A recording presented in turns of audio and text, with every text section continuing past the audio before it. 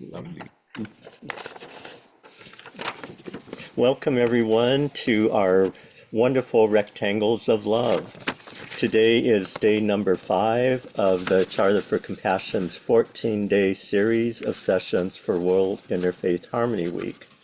Our theme this year is Living Wisdom, Meditations and Practices for a Compassionate Life.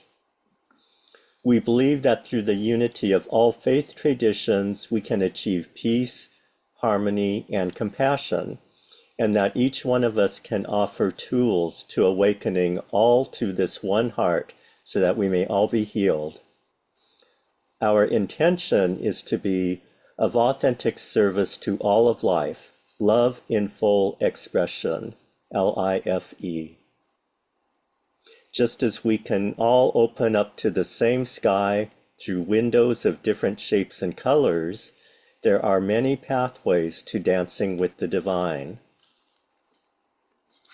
Today, I have the great honor of introducing our joyful presenters, Imam Jamal Rahman and Brother Arun Wakhlu, who is also known as Swami Amano, which means peace, love, and no mind. Sometimes I feel like I don't have a mind. He identifies himself as emptiness and wholeness, dancing as one. He is the founder of the Pragati Leadership Institute in Pune, India. Pune, Yeah. India. Thank you. And co-founder of the Foundation for Peace and Compassionate Leadership, which is dedicated to inspiring young leaders globally to unfold and reveal joy, peace, and abundance for all. Swami Amano is an accomplished writer of several books, the latest of which is Awakening Wholeness. He is also a board member with the Charter for Compassion. Brother Jamal is Imam at Interfaith Community Sanctuary in Seattle, Washington, and is one of the 3 Interfaith Amigos who will be presenting next Wednesday. Although that presentation will be 12 hours earlier than this one. It will be 10 hours earlier. I believe at 9 in the morning on next Wednesday. Brother Jamal is also an accomplished author of multiple books, including The Fragrance of Faith, The Enlightened Heart of Islam, and Sacred Laughter of the Sufis, which he will share a story from this evening. Brother Jamal is also a board member with the Charter for Compassion, as well as with Northwest Interfaith here in Seattle. He and Swami Amano, who we affectionately know as Brother Arun, will lead us in dancing with the compassionate heart of humanity. Before I turn the stage over to them, I would like to offer a land acknowledgement. We acknowledge and honor the interconnectedness of all beings, including the cosmos, Earth, indigenous peoples, our ancestors, and all of creation. We are grateful to all who came before us as caretakers of our planet. We recognize, as stewards of the earth, our responsibility to care for the land, gifts, and relationships that sustain us. We commit to approaching every interaction with reverence, reciprocity, harmony, and compassion. In healing ourselves, we heal the world. And I turn the stage over to the 2 of you. Well, I am honored to be a part of the Rectangles of Love and to participate in this beautiful program, Dancing with the Compassionate Heart of Humanity. Brother Arun.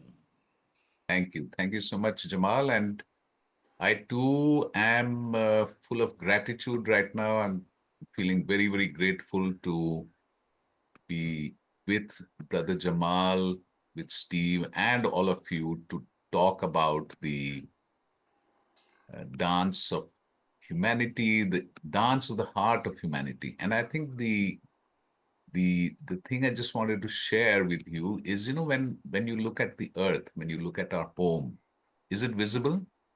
Can you Yes. see the Yes. Yes. The globe. Yes. you can see. Okay. So, when you see the globe, when you see the whole planet, I think that's home for me.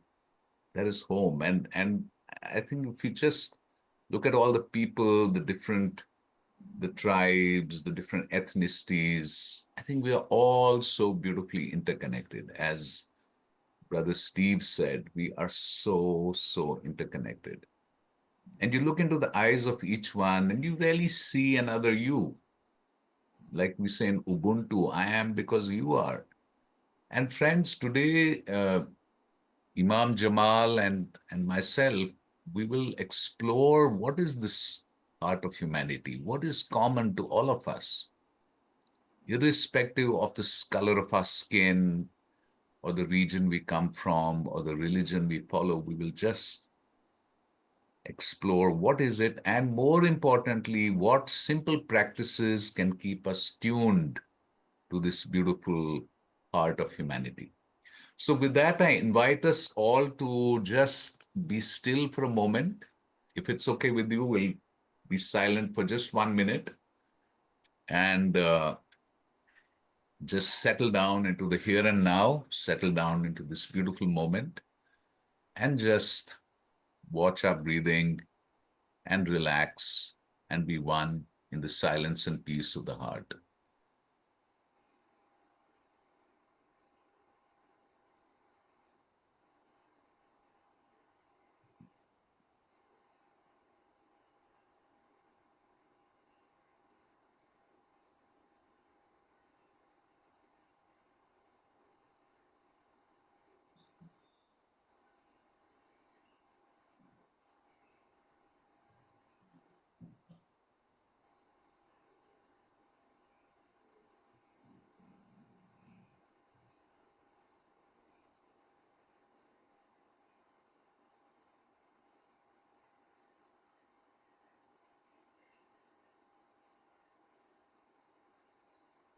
Okay, thank you for joining me in the silence of the heart. And over to you, Imam Jamal. Thank you, Brother Arun. So I will start by reciting a couple of poems, mystical poems. The first poem is by a very wonderful Sufi mystic named Ibn Arabi, 12th, 13th century. And his poem is about the insight that really God, Spirit, Allah, whatever you want to call that great mystery, is outside of us and also inside of us, inside the innermost chambers of our heart. You know, that wonderful mystical insight that came to the Prophet Muhammad in a dream where God says to humanity, "O beloved one," God says, "I cannot be contained in the space of the earth. I cannot be contained in the space of the heavens, but I can be contained in the space of the pure, loving heart of my devotee." And the Spirit of God residing outside of us and inside of us, the essence of God, in all traditions, is really about love. That's why I love that wonderful insight. Love is in every religion, but love has no religion. And here's a poem by Ibn Arabi. My heart has become capable of every form. It is a pasture for gazelles, and a convent for Christian monks, and a temple for idols, and the pilgrim's Kaaba, that's in Mecca, and the tables of the Torah, and the book of the Quran. I follow the religion of love. Whatever way love's camel takes, that is my religion and my faith. So just be with that for a few seconds. Allow these words, as Rumi might say, to perfume your heart. Okay, now a second poem, this one by the 13th century sage Rumi. And this is about the fact that there is a deep longing within every single human being. Rumi puts it this way: there is some kiss we want with our whole lives, a touch of spirit on the body. No matter what your religion, there is some kiss we want with our whole lives, the touch of spirit on the body. So Rumi continues, therefore, pleads Rumi, close the language door, close the language door, and open the window of your heart. The moon will kiss you only through the window. So this is really about doing the inner inconvenient work to be able to experience what Islamic mystics call the glow of presence. The inner inconvenient work of taming our ego, purifying our heart, opening our heart. This is not easy, but it is essential. Say all the traditions. It's a part of our mission, you might say, on planet Earth, to become a better human being, and so that we can be of greater service to humanity. So here is a wonderful story of the mullah, fictional mullah. It's a fictional character, 13th century. He has lost his key. In those days, no electricity, but they used to have pillars with fire on top of it. So he is outside looking around that pillar, which has that fire on top, for his lost key. And the people around him, they join him in that search. After a few hours, they say, Mullah, can you kind of tell us whereabouts you might have dropped it so we can better focus our search? And to their utter surprise, the mullah says, actually, I didn't drop or lose my key here. I lost it miles away in my house over there. And they were shocked. And they said, why don't you look for the key in your house? He says, simple. My house has no light at all, but there's so much more light out here. And they laugh. And then mullah says, you have laughed, which tells me you're intelligent people. But now you tell me, when you have lost your peace of mind, inner relief, your joy, you've lost your joy because of a failed relationship out there, or a job you didn't get, or an idea which did not manifest. You lost it out there, yes, but you really lost it inside you, inside that house, within you. But of course, it's much more dim there, much more inconvenient. And so that is a lesson about the critical need to do the inner inconvenient work. This wonderful metaphor I like, by the way, by Mirza Ghalib, 19th century Sufi poet from India, who says, Jamal, your face was unclean. Your face was unclean, but you were obsessed with cleaning and cleaning the mirror. So just be with that for a few moments.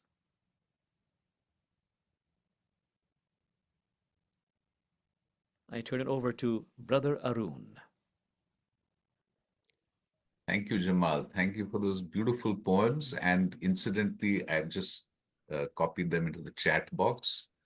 Thank So you so much for doing let's spend a little bit of time reflecting on these beautiful poems, pointers that Brother Jamal has just shared with us.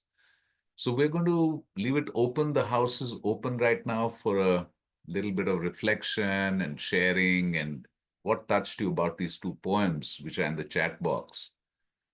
And then I will share a few more things. So the house is open, and please just raise your hand so that I can see who would like to speak.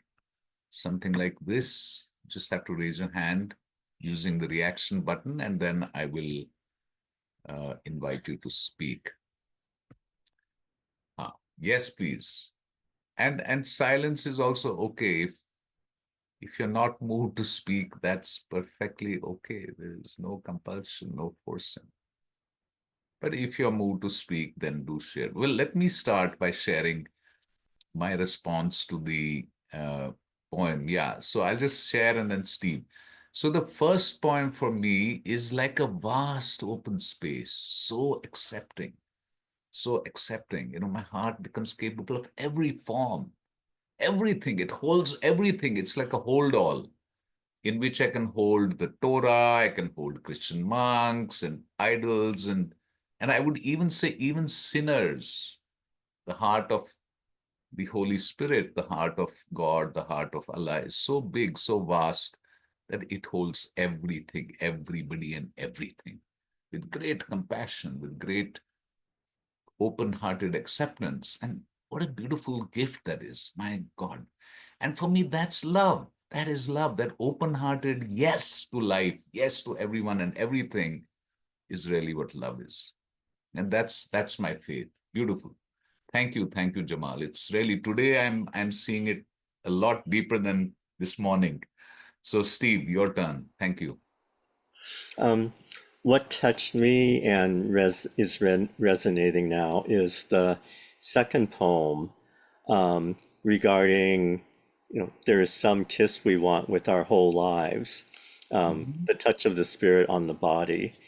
And part that has given me some pause in this portion of my life in terms of I don't have a significant other right now. So, what the embrace that I long for and that I feel is on a daily basis is through the spirit. And so I really relate to the kiss part. And then close the language door and open the window of your heart. Beautiful. Um, to me, it seems like language is can get in the way of so much of what we want to say. And also, it's really hard to express what we want to say through language.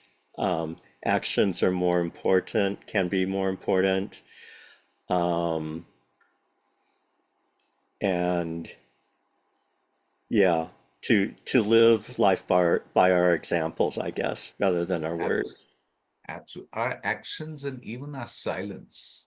Mm, The greatest masters in the world never taught through words. They just taught through silent action or just sitting silently. And they created a field in which people were transformed. And I'll tell you a story about that. Yeah, Margaret, please go ahead.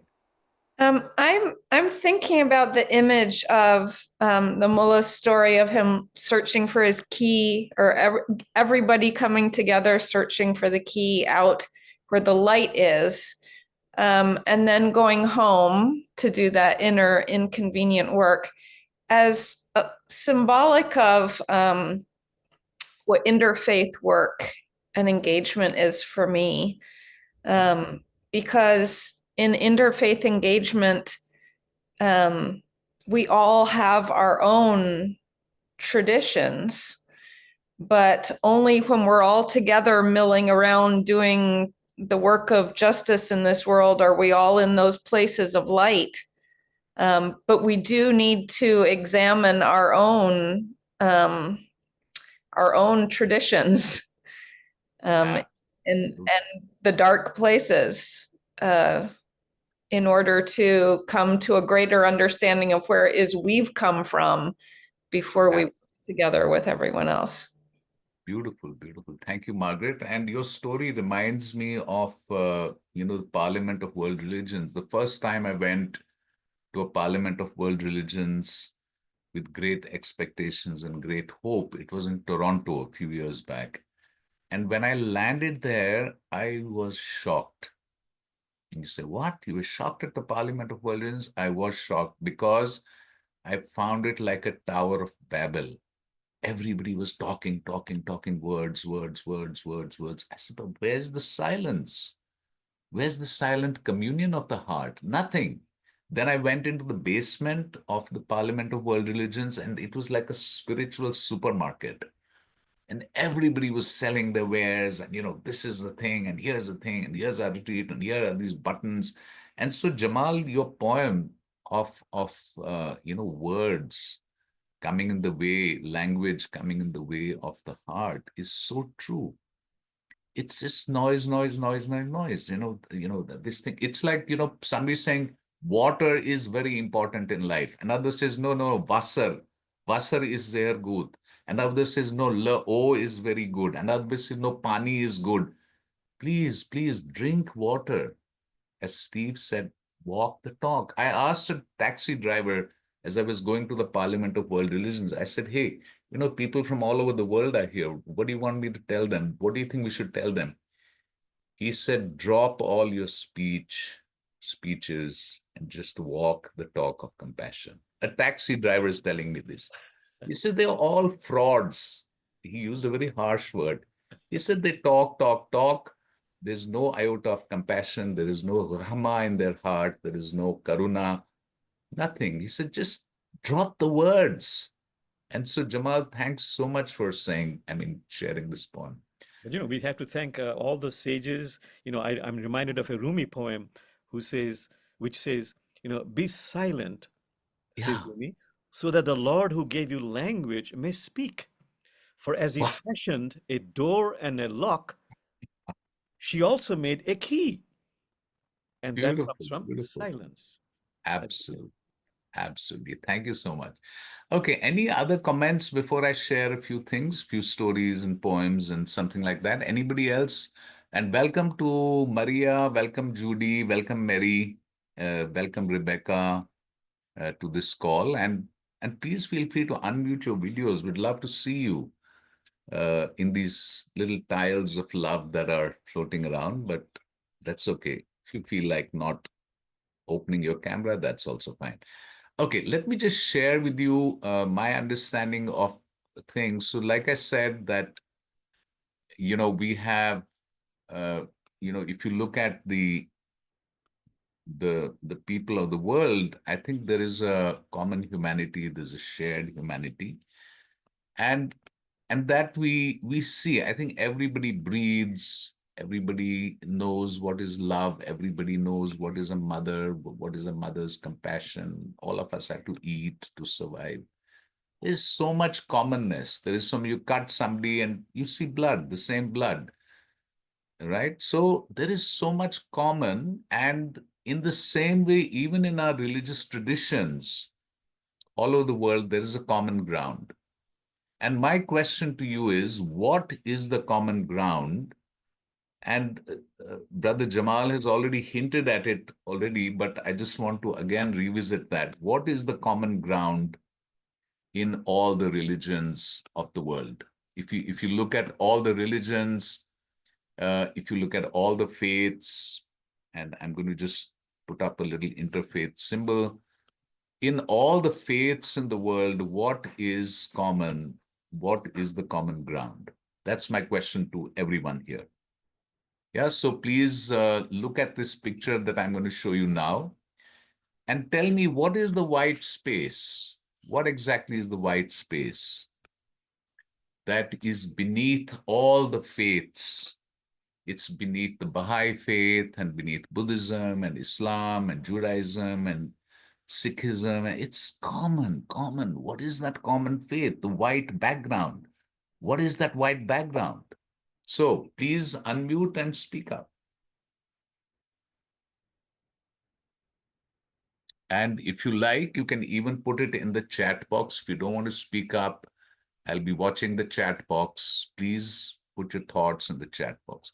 What is the common ground, white ground, which is underlying all faiths, common to all faiths? You can speak up or you can put it in the chat box.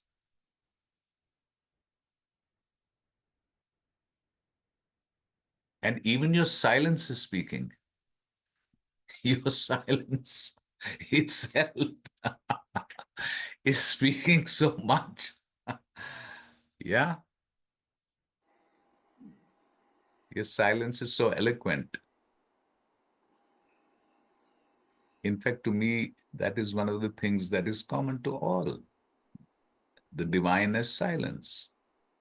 In fact, one of the greatest masters of India, he said, the highest is mauna, silence. Silence is the highest ever.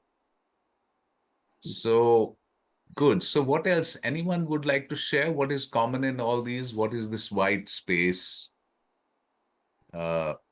Chuck, welcome. Yeah, Steve, go ahead. What's coming up for me at this time is the white space is the spirit and that divine presence that is all around us and in our hearts. Right, right. Beautiful. Okay, anyone else? Okay, hint. Brother Jamal has already spoken of that common thing beneath all religions. What is it? Just a reminder of what Brother Jamal said. Yes, Margaret. Yes. Love. Absolutely. Beautiful. Okay. Chuck, hearty welcome to you, dear Chuck. Welcome to this program. Okay, so here's a poem for you. I'm going to read a poem and I'll link it back to what we are discussing. This poem is by a Sufi saint called Shamsuddin. Shamsuddin, is that right, Jamal? Hafiz? Yes, you call him Hafiz because his name has become Hafiz. No, but I just wanted to build on what you said Yeah. yesterday. So his first name, his full name is Muhammad Shamsuddin. Okay, so Muhammad Shamsuddin. Shamsuddin means the candle of faith. Yes, or Muhammad the is sun. Yes. Hazrat Muhammad and Shamsuddin, but Hafiz is a term which is used in Islam for anyone who can recite the whole Quran. He's a Hafiz.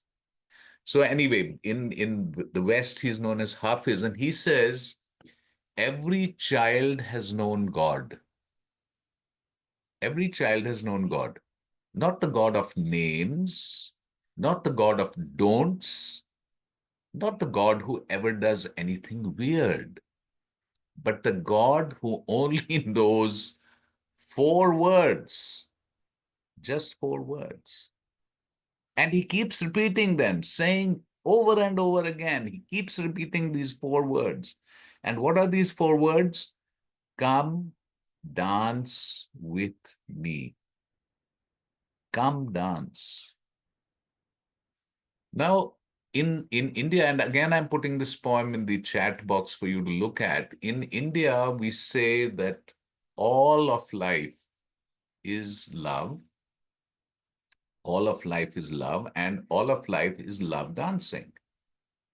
And in India, one of the names for God is Shiva. So we said that all of life is Shiva dancing. So right now, all of us are Shiva dancing. The computer is Shiva dancing. Uh, Rebecca Valiani, opening up the camera and closing the camera is Shiva dancing, right? And if we say life is love in full expression, then everything is Shiva dancing. And what life is saying, come dance with me. Let go of your fears, let go of your inhibitions, let go of your low self-esteem and your identification with just this little wave and say, hey, you're the ocean, you're the whole ocean of love. Come dance, come celebrate, come laugh, come sing, right? And I think that's the invitation that we have. And I think there is no person on the planet who doesn't want to laugh, who doesn't want joy, who doesn't want health, who doesn't want peace, who doesn't want community, beloved community. I mean, children, you see children of different colors and different nationalities just playing together, having fun. That's what God wants. The God who every child knows, who says, come dance with me. And it's said that wherever there is joy, there is God. In India, one of the names for God is Nitya Ananda, eternal joy. Nitya Shant, Nitya Shanti, eternal and everlasting peace. That's God. right? And what happens is we forget this and we get caught up in the words, we get caught up in all kinds of things and we miss. Now, let me tell you a story on missing, and then I'll read out another poem. And the story is that there was a beggar, and he was sitting on a box and saying, "Please give me something. Please give me something. I don't have anything. Please give me, please, for the name of Allah, please give me something." And a monk was passing by. He said, "What's that box you're sitting on?" He said, "Oh, that's a silly old box. I've been sitting on it for years." He said, "What's inside the box?" He said, "I don't know. I mean, I just use it as a place to sit." And the monk said, "Hey, look inside the box. Remember Jamal's story. Look inside." So reluctantly, the beggar opened the box. He prized it open, and to his surprise, to everyone's surprise, it was full of gold coins. And I think that's pretty much how life is for many of us. We're running around, running around, running around, going here, going there, and missing the peace and silence of being present in the now. In fact, there was a man, he was rushing, rushing, rushing, and he was really rushing. He said, "Hey, where are you rushing to?" He said, "No, no, I'm in a hurry. I'm in a hurry. Please, please, please, I'm in a hurry." He said, "But where are you going?" He said, "I'm going on a crash course." "Oh, crash course. Okay, interesting. What's the crash course on?" He said, I'm going on a crash course in relaxation." So many times we are chasing, chasing, chasing, looking for peace, looking for joy, looking for love, and asking people, "Please give me something, please give me something," not realizing how much treasure is lying hidden in our own self. And you don't have to do anything to do that. You don't have to dig and do this and do that. No, you just got to sit still. You just got to relax in the moment. And when you do that, you find amazing things happen. You suddenly wake up and say, "Oh my God, this is so beautiful. This is so lovely. This is so enriching, so nourishing, so juicy." But we never do that because we're running, running, running, running, running. And I just want to share one little poem again with you, and then I'll hand it over to Jamal. And the poem this time is by a person called James Broughton. I think if I got it right. And it says, "This is it." And I'm going to read this poem out for you and then hand it over to Jamal to process your views on whatever I've shared. Okay, so it goes, "This is it. This is it. This is really it. And this is all there is. And it's perfect as it is. There is nowhere to go but here. There's nothing here but now. There's nothing now but this. And this is it. This is really it. This is all there is. And it is all perfect as it is." Just to conclude my part, and then I'll come back, I just want to say that God is everywhere and everything. God is all there is. In fact, the word Allah, my favorite way of looking at Allah is all, A-L-L, all dash ah. Oh my God, this tree is Allah. Jamal is Allah. Chuck Woolley is Allah. Margaret is Allah. Now you can say Allah or Shiva or Holy Spirit or God. It doesn't matter. It's like water, Wasser, Pani, O, Lo. It's the same thing. These are just names. But all that you're seeing is Allah. And this little ring, I play with my dog Zorba with the ring. He pulls and I pull and I play with it and I have fun with it. And this ring, one day I was playing with Zorba and I said, "Hey, this is interesting. Zero, emptiness." And then I flipped it like this and it became infinity. I said, "My God, that's God.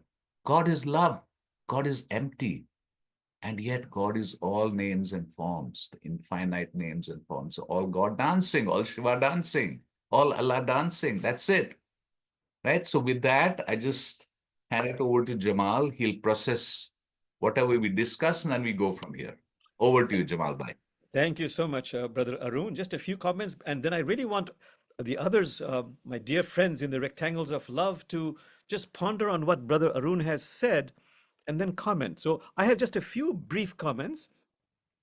I always love to introduce this fictional character, the mullah, again. And a very typical picture of the mullah you'll find in many paintings is he is seated on a donkey, and everything is metaphorical, symbolic. He's rushing through the marketplace, and his friends and family hail him. Hey, mullah, come on, stop, I want to talk to you. The mullah says, no, no, no, I'm very busy, I'm very busy. They say, what are you so busy about? He says, I'm searching for my donkey. This is the story of life. As Brother Arun said, if you just become still, you'll find you sitting on the donkey. So that's number one. Number two is what Brother Arun said, joy, laughter. And this morning I was quoting Hafiz, who writes, what is this love and laughter bubbling up from within me? He says, listen to my answer. It's the sound of a soul waking up. The other poetry I like very much by Hafiz is, God wants to see more laughter, more playfulness in your eyes, for that is your greatest witness to God. Okay, third point, Brother Arun brought up, sitting on that gold coins, not realizing the divine spark is within us. I'll quote Rumi, one of my favorite quotes from Rumi. You are a ruby. You are a ruby in the midst of granite. How long will you continue to deceive us? For we can see the look in your eyes. So please return to the root of your real self. And the last point Brother Arun made is, for me, just be present. Just be present in the now. That's why I love the words of Thich Nhat Hanh, who says, if you're not present, you're missing an appointment with life. And that is a very serious matter, he says. So can I be present? Okay, my dear friends. So please feel free to say anything, any insight you've received from Brother Arun's wonderful poems and stories. Anyone, anything.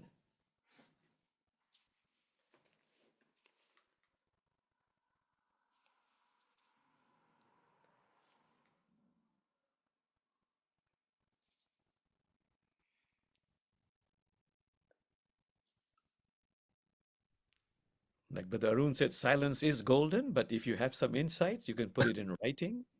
You can express it. Silver is also valuable. Yeah. Yes, but Brother Steve. So two things. One, Brother Jamal, when you were talking about silence, what came to me is, I forget if it's Henry Nouwen or Thomas Merton talked about the still point Ah, and how precious that is. yes. And then the other thing was, when you were talking about, Brother Arun, about community, I went back to thinking about, you have a story about a doll made of salt. Yes, yes, Could you yes, share that yes. with us again? I'd like to hear Yes, that. please do. Sure. Yeah, I love to do that. So there was this a doll made of salt walking in the desert, and she got very, very tired and she was exhausted and she was walking. And suddenly she sees on the horizon, she sees something shimmering blue and waving. And she'd never seen this sight before. So the salt doll went forward and said, who are you? Who are you? I've never seen you before. So it was the ocean. And so the ocean said, come closer. I'll tell you who I am.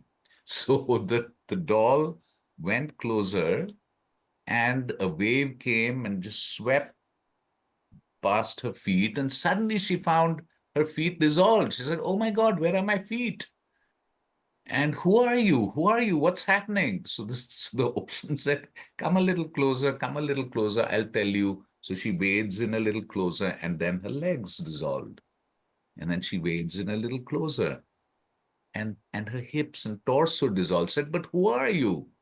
And suddenly a big wave came and gulped the salt doll. And as she was dissolving into the ocean, she said, "Ah, now I know. You are me, and I am you, and we are one." So I think we go on masquerading. Sorry, let me not say anything. How does this story speak to you? Daria, Lamerick, Mary, Maria, Sin, Rebecca, Chuck. Please share in the conversation. We'd love to hear your views. How does this speak with you?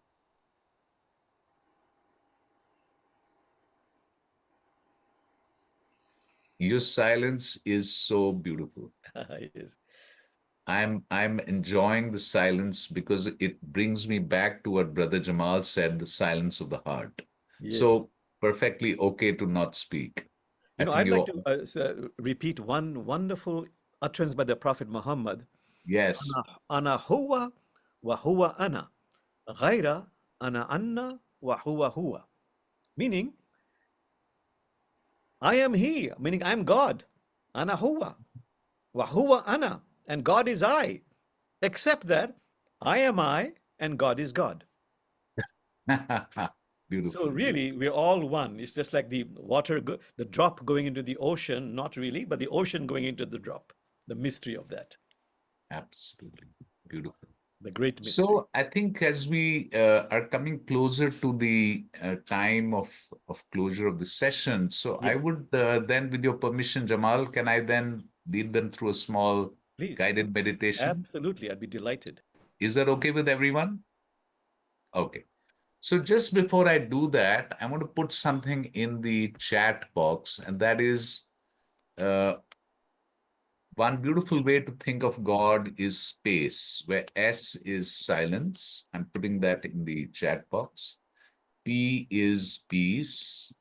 That white space is a beautiful space of silence, peace. A is awareness, that which sees everything but cannot be seen. C is compassion. And E is emptiness. Okay, it's all shunya, it's all fana. There's nothing there, nothing there. And yet there's everything. There is la ilaha means there's nothing. It's not this, it's not this, this is not Allah, this is not Allah. He's this the space that holds all forms. So every form is not Allah.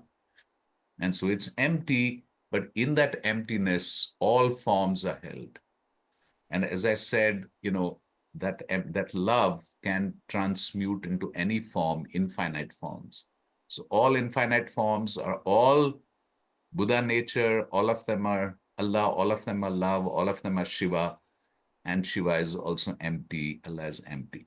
So having said that, we're just going to dive into that silence. And for that, I would just request you to relax a little bit. Just let go and be still. And listen to whatever sounds are coming in. Listen to them, whatever thoughts are arising. Just let them come the way clouds come and clouds go. And you just be like the sky, witnessing everything, not judging, not analyzing, not interfering, just being present to this appointment with life, appointment with love in full expression. And as you're centered and relaxed in this beautiful moment, sacred moment, joyful moment, let your attention go to your breathing. Just watch your breathing, breathing in and breathing out. Don't control your breathing, don't force your breathing, just witness your breathing.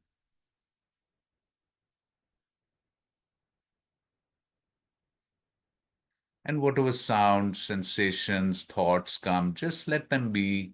Just be like the sky, watching the clouds go by, watching the birds fly by.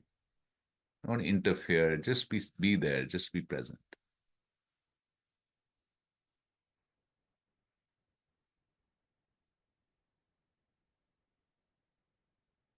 And now, friends, turn your attention to this inquiry. Who is witnessing the breath? Turn your attention inwards to who is witnessing the rise and fall of this breath in this body.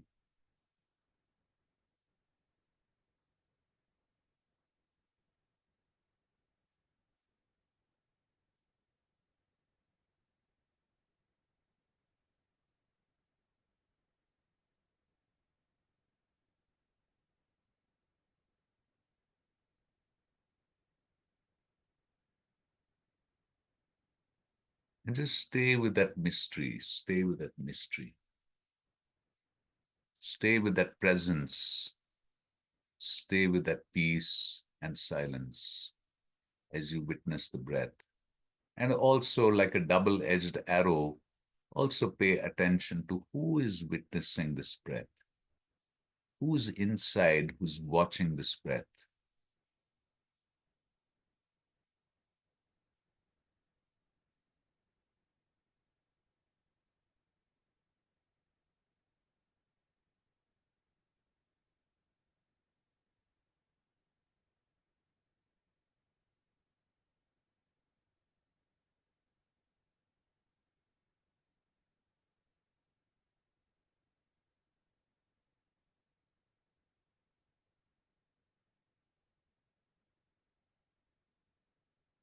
And know this space of peace, silence, awareness, compassion, and emptiness as your own self.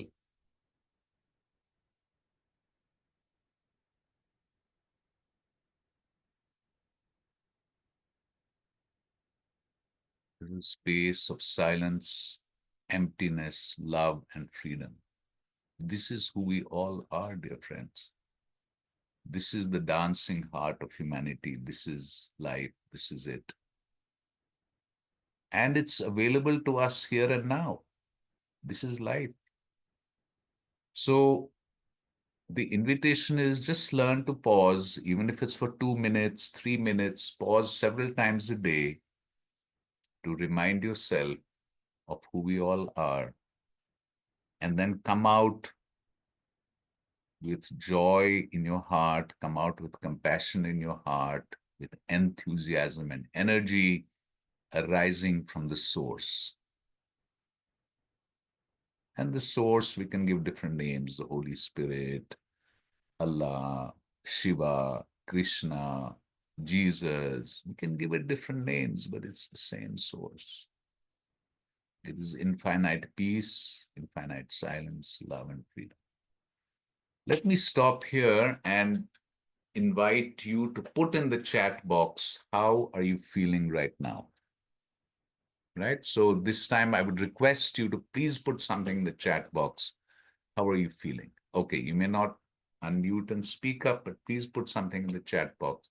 How are you feeling now? And then I'll just say one more thing and then we'll close, Jamal, and Steve would close. Yes, so at peace, Margaret, thank you. Feeling at peace. Steve Kramer is also feeling peaceful. Beautiful, beautiful. Yeah. Yeah. Thanks, peaceful and whole. What a great way to wake up this morning here in Finland. Yay, feeling like home. Lovely memories from India comes up. Love and silence to you. I'm feeling whole. Beautiful, Mary. Thank you. And by the way, the wholeness is very, very merry. Wholeness is full of joy. I'm feeling reflective. This is wonderful, Arun. I'm feeling energized, refreshed, and peaceful. So, Lamech, just diving into this just for 2 or 3 minutes. So, oh my God, yes, of course, this is life. This is Allah. This is love. This is God. This is all it. And here it is. This is it. I love that what Jamal said, this is my appointment with life. This moment is my appointment with life. The past is dead and gone. The future is nowhere in sight. This moment is a gift from life, and that's why it's called the present. Dancing with dear mystery. Thank you, Sin. I know if I could do it, I would just send you a big, big hug right now. I'm sure technology will get us there when, I can transmit a hug to you. But for now, before I hand over to Jamal and Steve, let me just send you a lot of love. And yes, yes, yes, very, very important. You are unconditionally okay. Please, please say this to yourself 50 times. I'm unconditionally okay. I'm perfection and progress. I'm unconditionally okay. Never, ever, ever say anything that is like, I'm not okay, I'm bad. No, no, no, no. You are divine. You're divine. How can you be bad? You're unconditionally okay. You're beautiful as you are, right? All of us. Yes, Margaret, please go ahead. Margaret and then Jamal and Steve.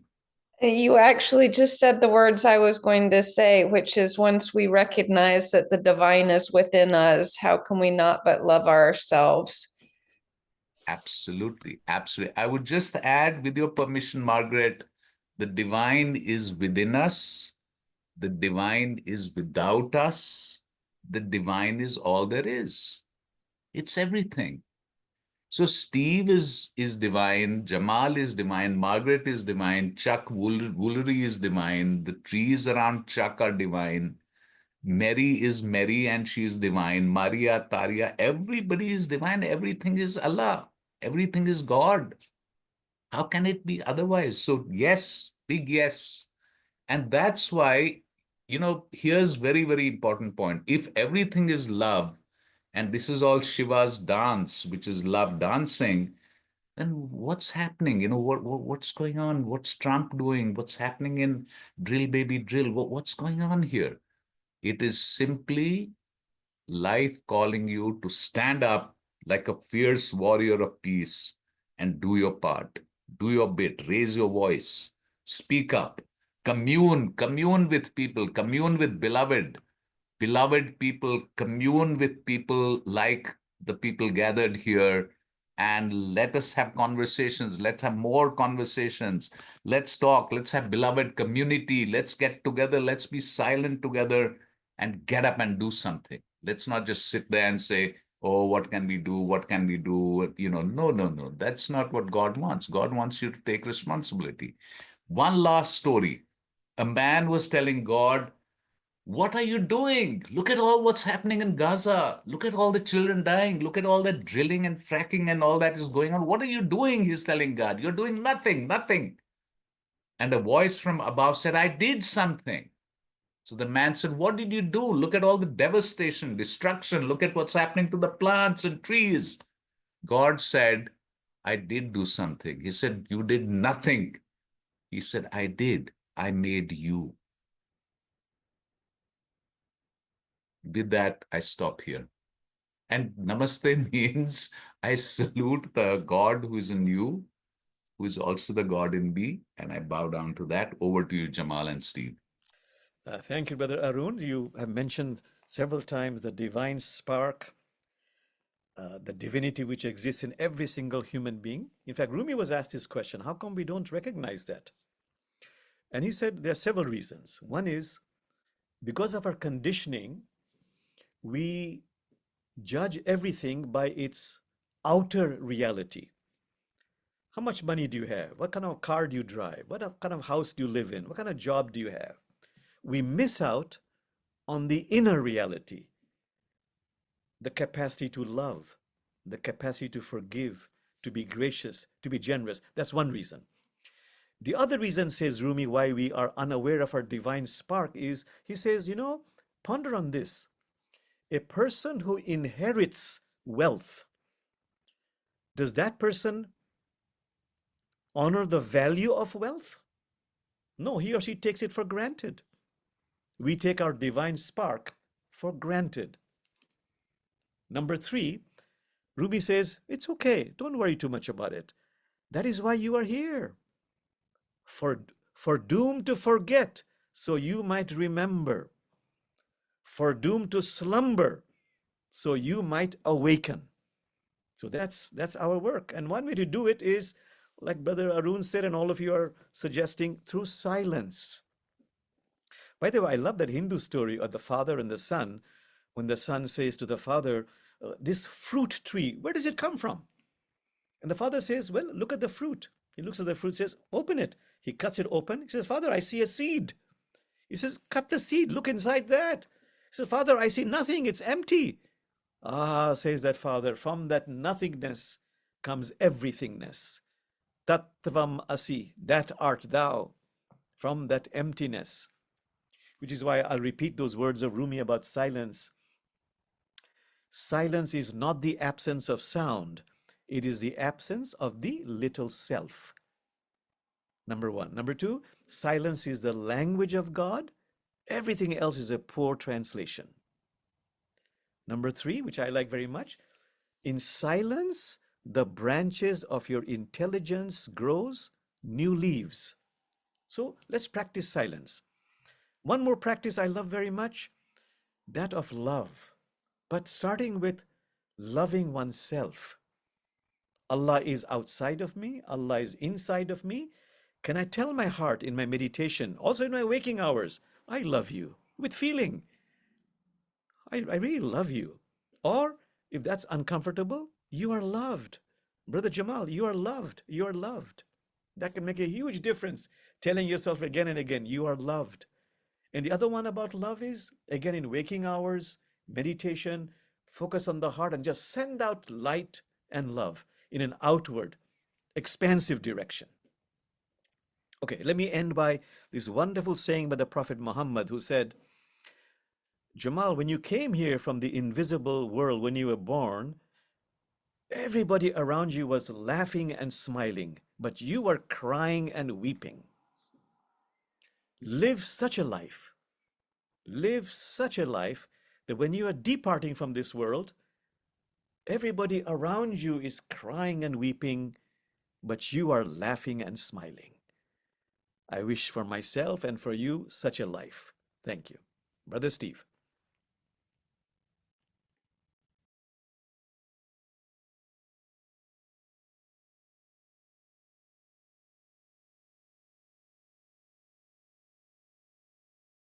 You're muted, Uh, You're Steve, and muted, Brother Steve. You're muted. Yeah, okay. I Steve, muted over to my you, Steve. yeah. I unmuted myself once, but then it clicked back on. I guess it wanted silence. Thank you for this wonderful for our wonderful time together. And those of you who arrived late, this is being taped, and you will receive a copy of the recording either later this evening or tomorrow. So please look for that.